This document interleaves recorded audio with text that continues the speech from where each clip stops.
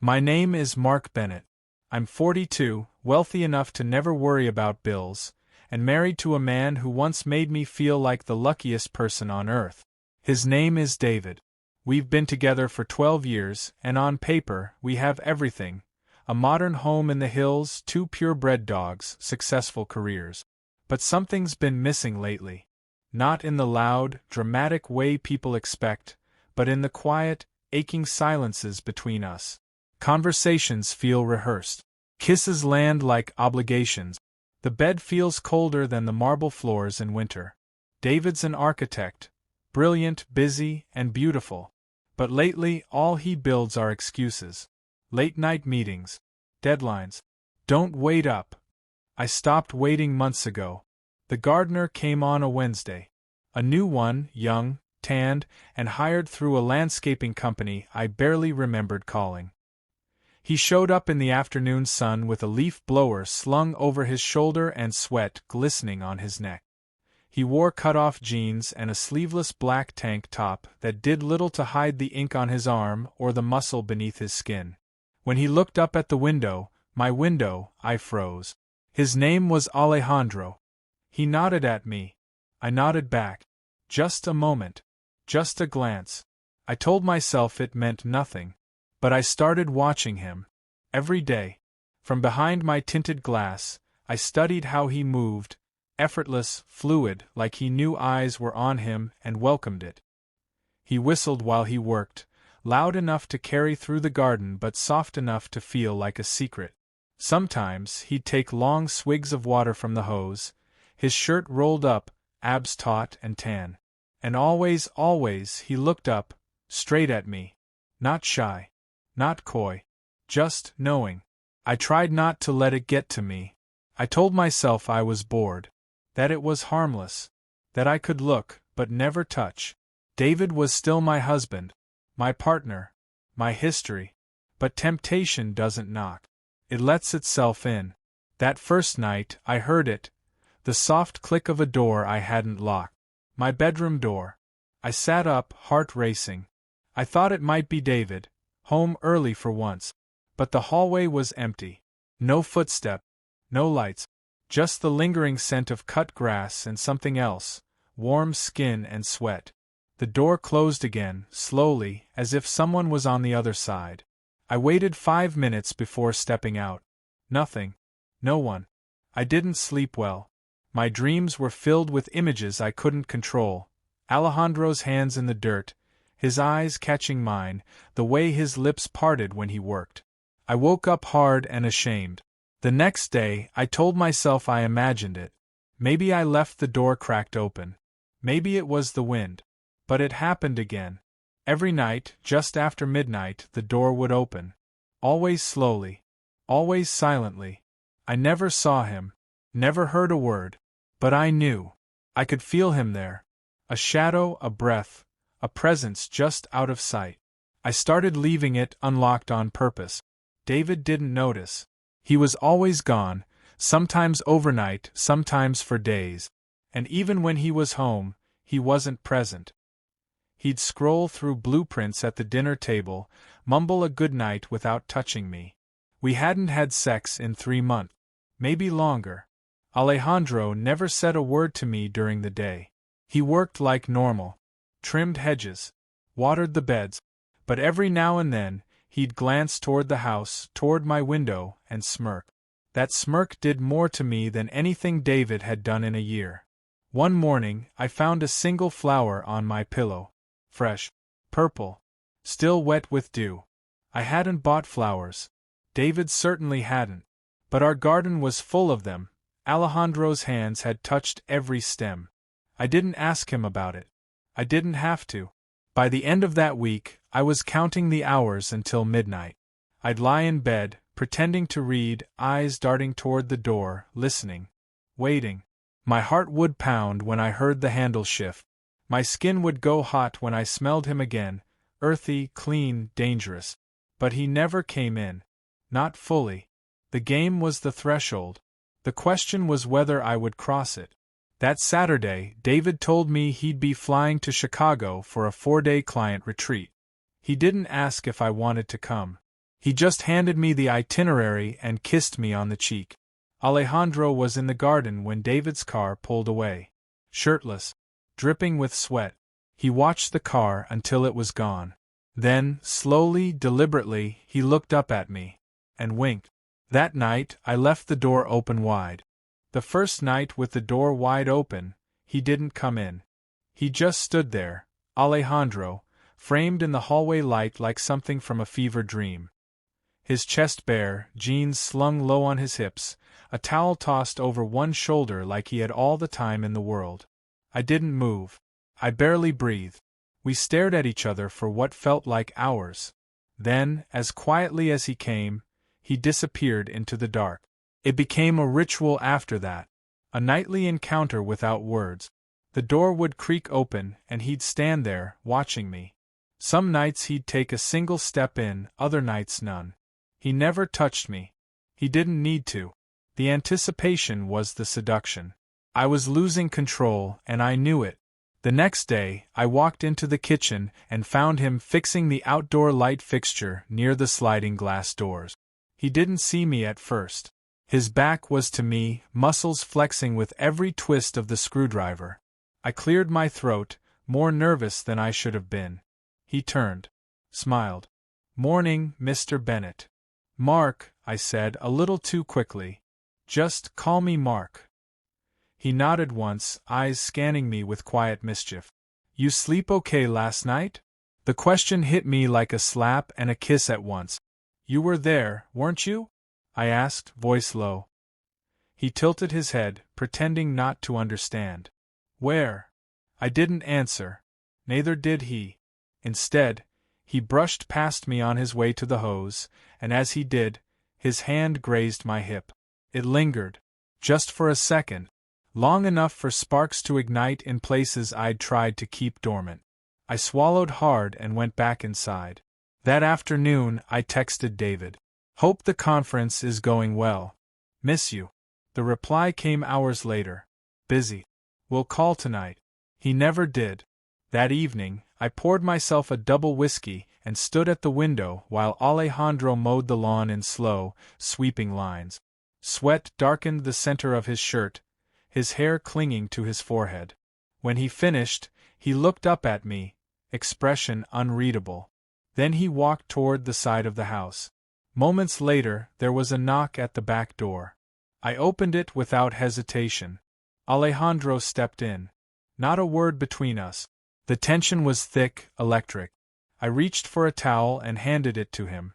"You always leave your door open," he said, drying his face. "Only when I want someone to come in," I replied, my voice husky. He stepped closer, dropping the towel. "Then why do you wait for me to do it first?" I couldn't answer. Not with words. Not with reason. Our mouths didn't meet that night, but the air between us might as well have combusted. He pressed a hand to my chest and leaned in, his breath brushing my ear. "You don't sleep much," he whispered. "Not lately. Because of me?" I nodded. He smiled. "Good." Then he left. The game had changed. From then on, the daytime flirtations were no longer subtle. He'd call me to the garden under flimsy excuses. "Can you show me where you want these lilies?" Or, "Is this your favorite color?" Just to stand close, too close, brushing my fingers as we touched the same leaf. One day I offered him lemonade. He took the glass, drank deeply, and locked eyes with me over the rim. "You ever get lonely in that big house?" he asked. "All the time," I said, too honestly. He set the glass down and walked away, whistling. I started neglecting everything. Work calls went unanswered. My emails piled up. I stopped shaving. I stopped pretending. Every second Alejandro was near felt like a slow unraveling of who I thought I was. David noticed. He FaceTimed from his hotel room in Chicago, and I forced a smile. "You look tired," he said. "I've been sleeping weird." "You okay?" "I'm fine." He hesitated. "You've been acting off. Is something going on?" I shook my head. "You're imagining things." We hung up in silence. That night, Alejandro came into my room. Fully. Finally. He didn't say a word, just closed the door behind him and stood there. I didn't ask him why. I knew. I was no longer waiting for him to cross the line. I had already erased it. He walked to the edge of the bed, slow, like he was giving me a chance to stop him. I didn't. Couldn't. Wouldn't. His hand brushed my thigh. My breath caught. My skin burned.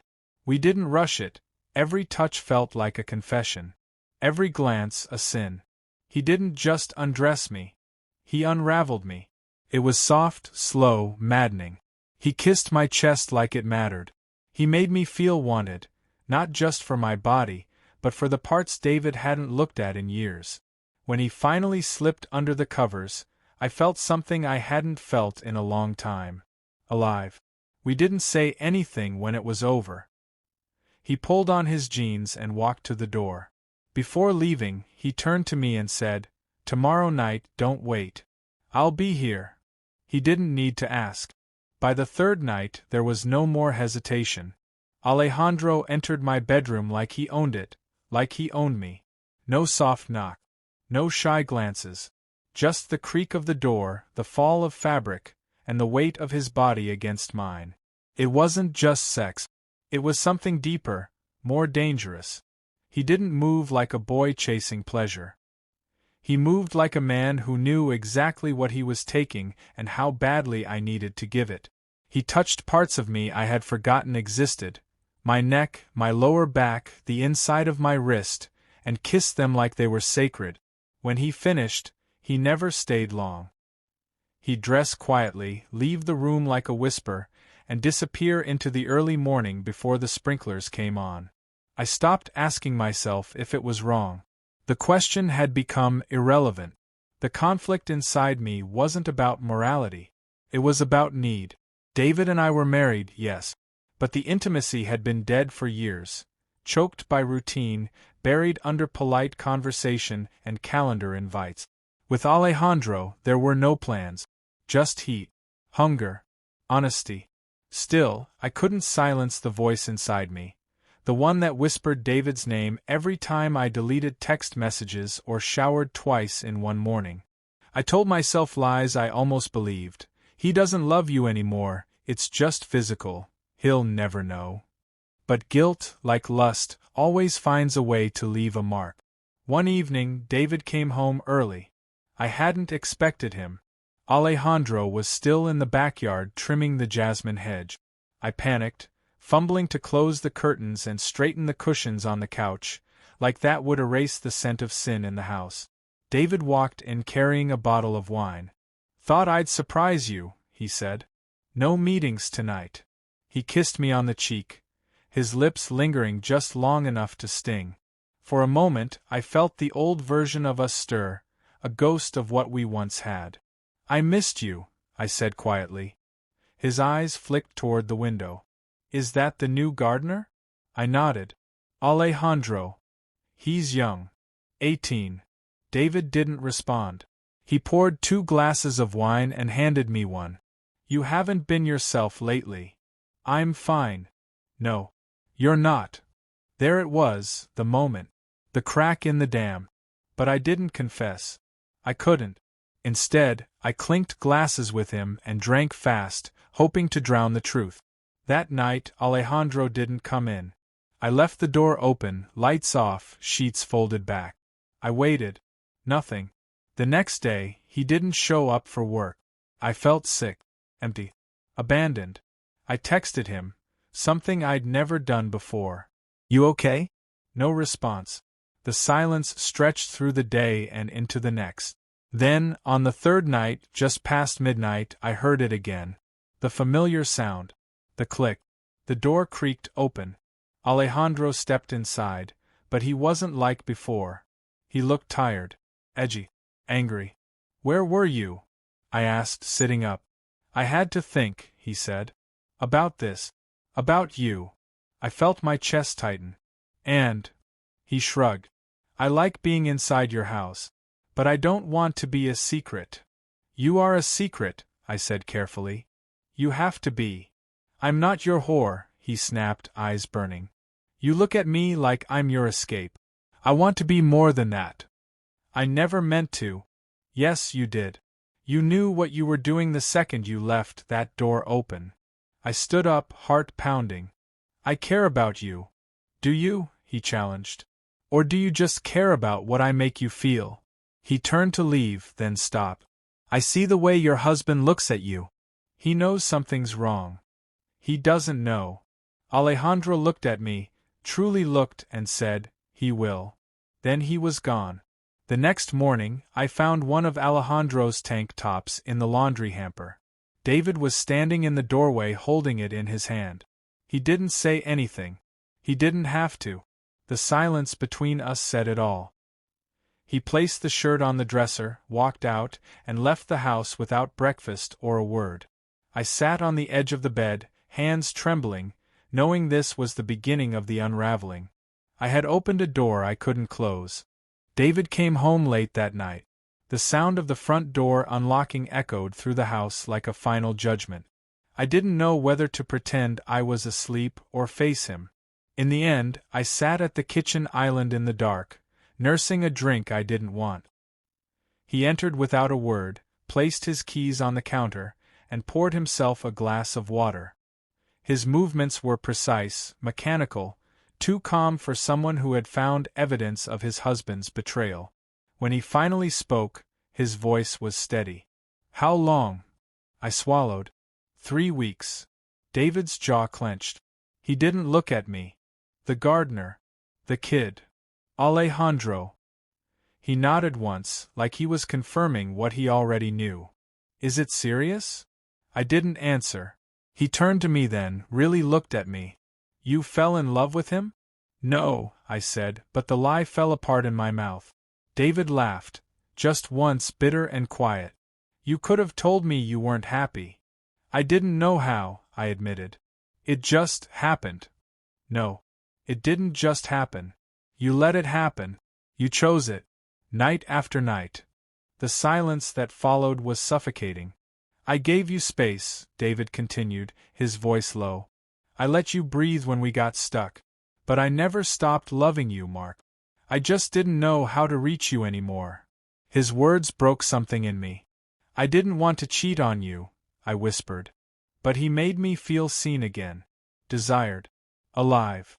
David shook his head. You never told me you felt invisible. Would it have mattered? His eyes glistened. Yes. It would have. That night, David slept in the guest room. I didn't sleep at all. The next morning, Alejandro showed up like nothing had changed. Tank top, garden gloves, leaf blower.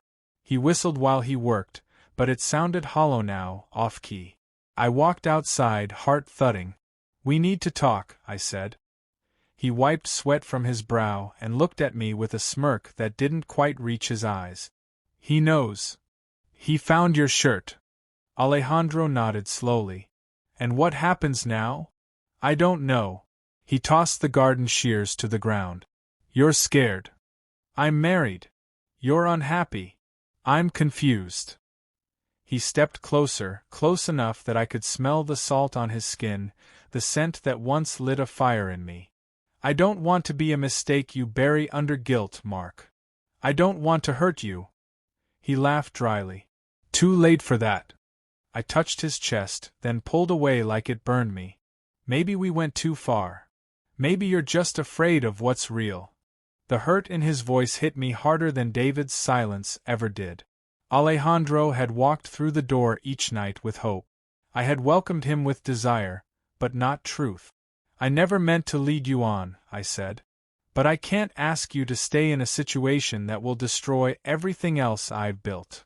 Alejandro's eyes hardened. You already destroyed it. Then he walked away. The following days were a quiet descent into something I can only describe as limbo. David barely spoke. I didn't press.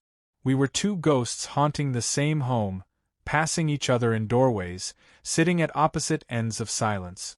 One evening, I found David on the patio, staring at the garden Alejandro had shaped with his bare hand. Do you love him? He asked without turning. I don't know, I said honestly. He nodded. That's worse than yes. We sat there, not touching, not fighting, just existing in the aftermath. David finally broke the silence. I want space. I nodded. I understand. Not forever, he added, his voice breaking. But right now, I can't look at you without seeing him. I'm sorry. He stood up. You're not. Not really. You're still trying to decide who you are. That night, he packed a bag and left. He didn't slam the door. He didn't even cry. That's what hurt the most. I didn't see Alejandro again. The landscaping company sent a replacement, an older man, polite, efficient, forgettable. The jasmine bushes began to wither. The flowers stopped blooming. The nights were quiet again, but the silence was different, emptier. I'd stand in my doorway sometimes, hoping the handle would turn, that I'd see him there, framed in that familiar glow. But it never happened. The door stayed closed. And for the first time, I understood what that meant.